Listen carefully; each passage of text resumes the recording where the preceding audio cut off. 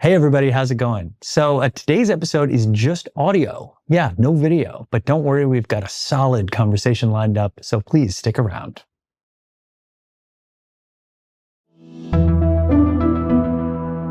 Today, in the past 5 years, upwards of 1 million people have left the country of Cuba. The government knows there's a lot of discontent. The escape valve, because they can't provide a solution to the material crisis, is letting people leave. Why are they leaving? And what does their mass departure mean for the future of the island nation? I'm Kevin Hirten, and this is The Take.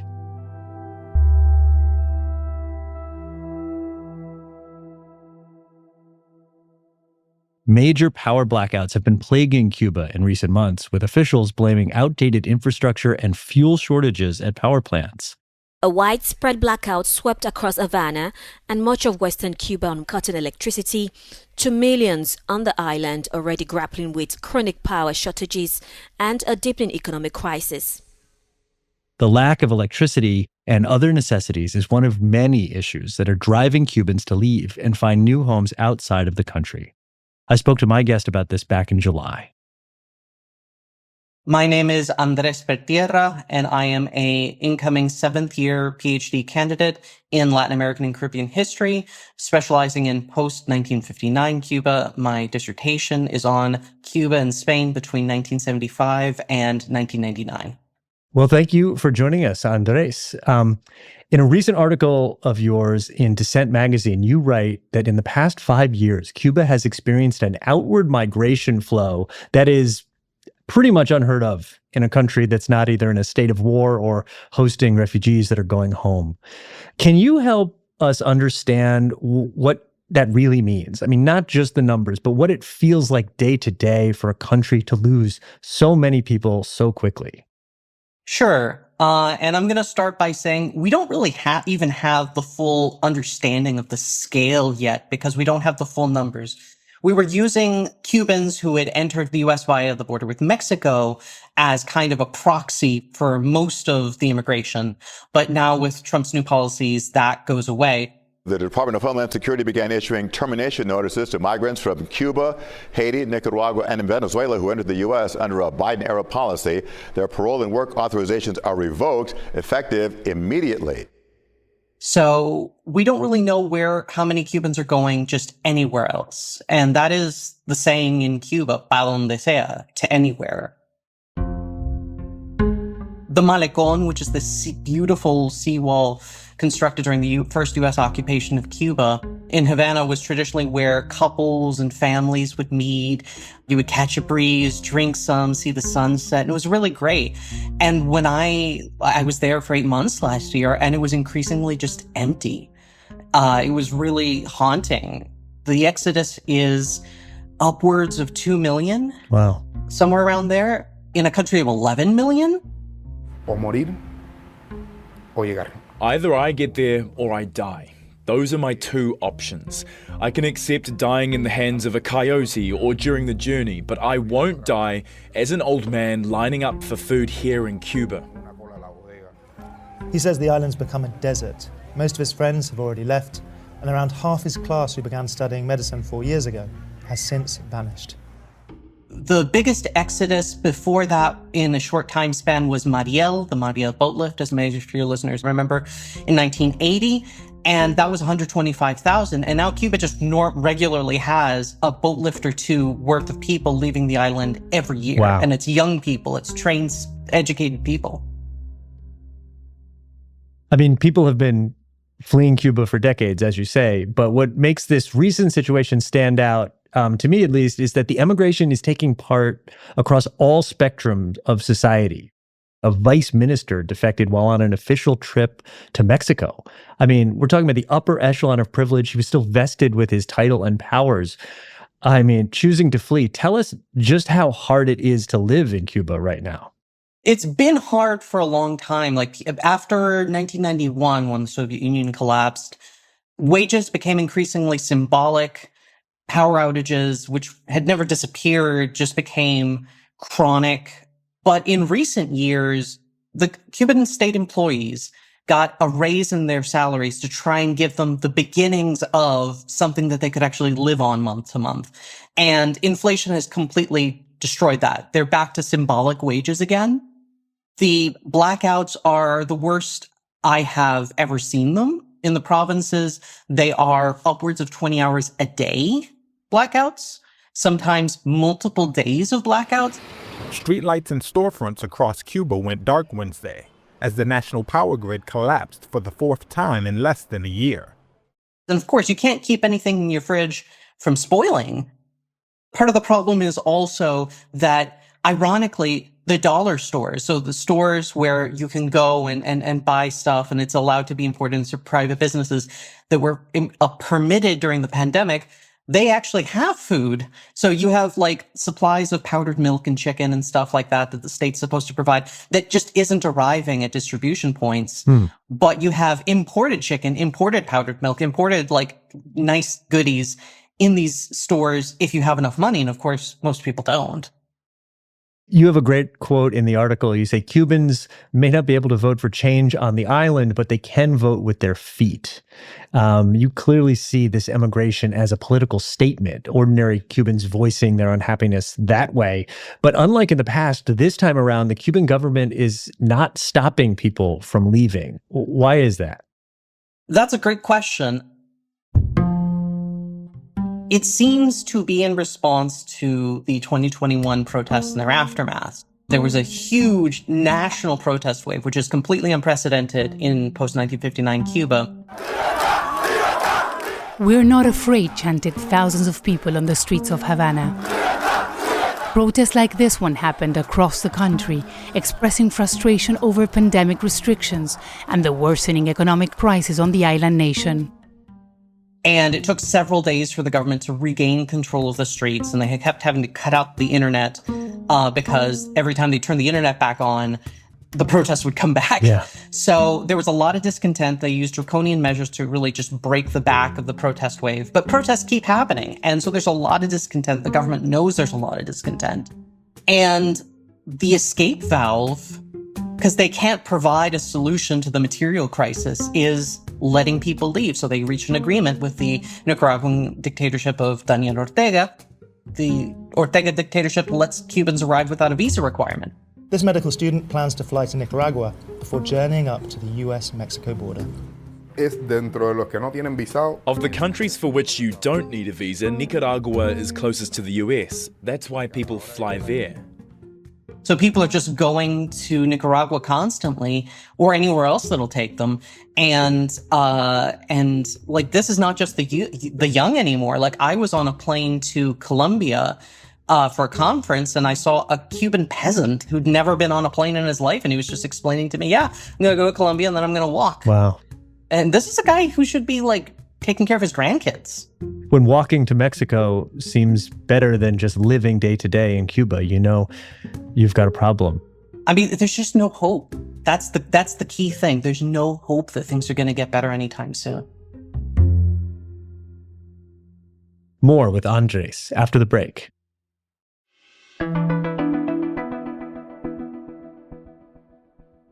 So Andrés, you mentioned the Mariel boat lift in the 1980s. Now, just a bit of context for that. This began when a van crashed through the gates of the Peruvian embassy in Havana. These are Cubans begging for asylum within that embassy. Now, that incident quickly escalated, and Fidel Castro was forced to respond by opening the port of Mariel, which led directly to the mass migration of 125,000 Cubans to the U.S. So this becomes this major international scandal, and it really marked the first time that the Cuban government had to confront the fact that so many of its own citizens wanted to leave the island.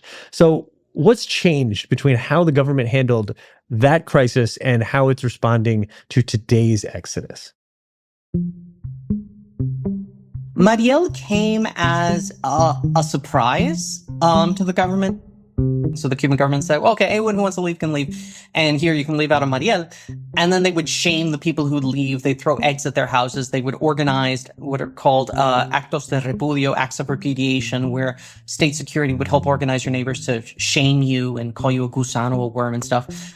But now the government isn't organizing actos therapeuti, if you leave. They're being very understanding because, like, they know they can't provide a solution anytime soon. Like, back in the 80s, they could tweak policy. They could do what they did, which is increase their debt, ask for more help from daddy USSR, and that would subsidize the economy. But that's not an option right now, and no one's stepping in. Is that really the issue, that this system has never really worked without massive subsidies from an outside power like the USSR or Venezuela?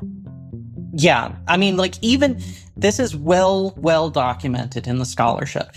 Even the USSR and Eastern European states were really, really frustrated that Cuba could not get its act together during the Cold War, and they were subsidizing it to the tune of billions of rubles. Yeah. The tiny island of Cuba, of some at the time like 9 or 10 million people. And in addition to that, Cuba still went into a massive amount of debt in the 80s and still had a recession in 1987 before the Cold War even ended. So it's definitely a problem. The core problem is that the economy has never worked. Soviet Union is gone. Venezuela has its own problems, and China doesn't seem willing to be Cuba's new sugar daddy, basically. So, look, we've established that Cuba's in rough shape today, but the bleak present picture wasn't really a foregone conclusion, right? You don't have to go back that far to find pockets of optimism. In fact, you were living there, I think, between 2008 and 2013. And there was this moment when it seemed like kind of change was in the air with Raul Castro, who's the successor to, Fidel Castro. The people of Cuba have freely expressed their opinions, voiced their doubts, suggested modifications, and expressed their dissatisfaction or differences. He was trying to strike kind of like an implicit deal with the Cuban people, more economic opportunity in exchange for political quiet. The government plans to shake up the system and introduce a new economic model. It started by shedding over 1 million state jobs. In a major policy shift, Havana wants people to start their own businesses instead. So what happened to that promise? It blew up. The core problem was that there's a couple core problems. Number one, the government was very slow to enact the root and stem market reforms that they needed to, especially in agriculture. There's a reason the Chinese started with agriculture. Cuban agriculture is extremely inefficient. The country imported, in good times in the 2010s, 60 to 80% of all of its food. And back in the day, you could say, well, Cuba exports sugar, but Cuba now imports sugar. So there's really no excuse for the fact that Cuban agriculture is the mess that it is. And so it was a very slow to reform. Then Trump came in and just completely overturned Obama's normalization policies overnight and killed, for example, the cruise ships, which were an important lifeline. Then you had the pandemic, which killed all tourism, basically. Then you had the fact that the pandemic actually started bouncing around inside Cuba like a small caliber bullet in a small enclosed space, right? And just killing tons of people. And that's one of the major triggers for the protests. And then, of course, you have the fact that the electrical grid was also collapsing. And it's just one thing after another. And the country was always, even in good times, kind of like teetering. Yeah. But that just really pushed it off a cliff. On the Trump thing, when he came into office, he just eradicated all of the progress that was made with Obama. Could you argue that he at once tanked the Cuban economy, but also saved the government, the ruling regime? There might be an argument to that because he destroyed the economy, but he also re-entered U.S.-Cuba relations into a very comfortable rhythm, which is the U.S. as this antagonist, which, I mean, that's not just paranoia. The U.S. is interested in regime change, but also the U.S. pressure helped to justify a series of measures aimed at control, repression, etc., domestically. Right. And when Trump went back to maximum pressure, it was much easier to deal with than when, for example, Obama came. He managed to charismatically really reach people in a way that Raul never could, because Raul just doesn't like to give speeches. Yeah. And that really left them off kilter. They felt that his visit had really been a media coup for him. And now we're in a much more comfortable rhythm where, especially with Gaza, for example, where Cuba can reasonably say, hey, look at all the horrible things the U.S. is doing. And that kind of helps them to justify their domestic policies. So I think many people, regardless of their politics, can understand the hardships of the Cuban people and really sympathize with them, because for so long they found themselves trapped between these huge global forces, right? They're pushing and pulling these embargoes, ideological struggles. Are there deeper, more fundamental changes that Cuba needs to see? I mean, let's just say for argument's sake that the U.S. lifted the embargo tomorrow. I mean, what do you think would actually happen? I think that one of the things that the U.S. pulling back would be that it would do what it started to do in the 2010s under Obama. It was a very brief window between normalization in 2014 and Trump.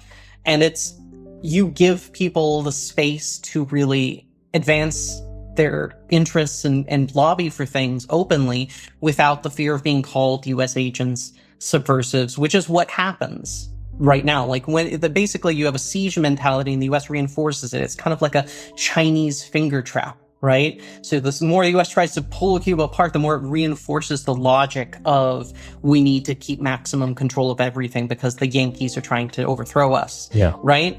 And without that pressure, it's easier to kind of just like, resolve this kind of Gordian knot style situation. But in the meantime, that doesn't seem like it's happening anytime soon. Trump is going to be in office for at least 3 more years.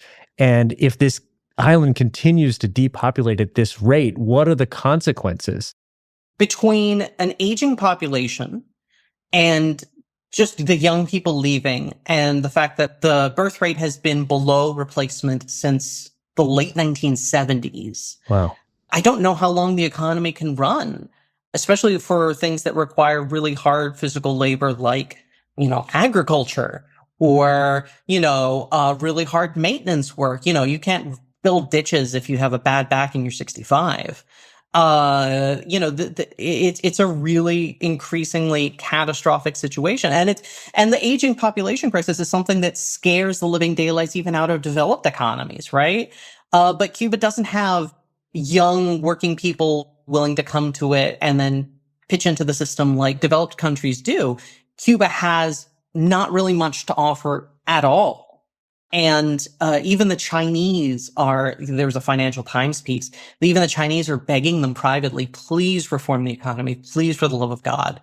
And they just, especially for agriculture, and they just don't do it. I think when the archives open up one day, hopefully we'll get a fuller answer for why they were so unwilling, whether it was ideology, whether it was fear of the U.S., why they just couldn't let themselves go at least the Vietnamese model or the Chinese model, and they just can't seem to let themselves do it. Cuba's failure is seen as this cautionary tale whenever a leftist politician surges, like a Bernie Sanders, AOC, Zoran Mamdani. I wonder what that's like for you, who's sort of seen both sides when Cuba is considered this political boogeyman. Yeah, it's really, in some ways, Cuba isn't unique in this. I think that a lot of political discourses, and I'm sure a lot of listeners who come from all sorts of backgrounds are very familiar with this. People in foreign countries bring up other countries more to talk about themselves than to understand the foreign countries that they're talking about, right? It's a proxy for domestic politics a lot of the time. And Cuba's very much that.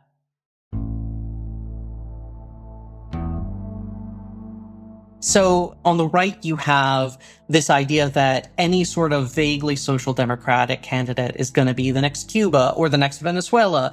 This was lobbed against Boric in Chile, who's just this very moderate social democrat, right? Bernie Sanders wasn't even allowed to say, hey, maybe a literacy campaign in 1960 was a good thing. What Barack Obama said in terms of Cuba, that Cuba made progress on education. Yes, I think, really? Really? Which, controversial. Generally, literacy campaigns are good. But it is extremely frustrating. And honestly, it's very clear that they don't really care much about the details. Cuba is just a symbolic cudgel to beat people over the head with. But then on the other side, people on the left still talk about Cuba as this kind of utopia that's free of crime, public health. It's a socialist, paradise, and that's clearly not the case either. Exactly. Like Cuba has shanty towns. They're called Yegipong. come and put, because people come and put down like their shacks, Wow. right? A lot of the protests in 2021 came out of shantytown neighborhoods, right? Where they don't have basic infrastructure. I think that there has been, since the 1960s, this idea that we have to have a lockstep support, criticism, maybe between ourselves, but we can't openly talk about these various problems because we're helping imperialism or something. And what this has kind of led to is this very low information, kind of often very conspiratory kind of way of thinking about anything having to do with Cuba, where like domestic issues, any sort of domestic unrest or unhappiness comes as a surprise or is dismissed as, oh, that's just because of the embargo. It's like, no.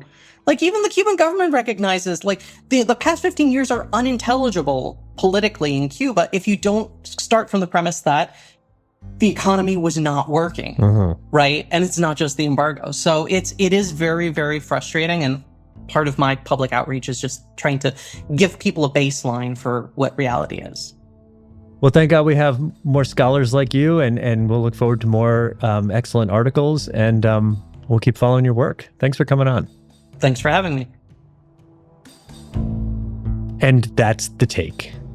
This episode was produced by Marcos Bartolomé and Duha Mossad, with Tamara Khandaker, Nadia Hamuri, Maria Khan, Kissa Zehra, Melanie Marich, and me, Kevin Hirten. It was edited by Kylene Kiang and Alexandra Locke. Our sound designer is Alex Roldan. Our video editors are Hisham Abu Salah and Mohannad el-Melhem. Alexandra Locke is The Take's executive producer. Ney Alvarez is Al Jazeera's head of audio. We'll see you tomorrow.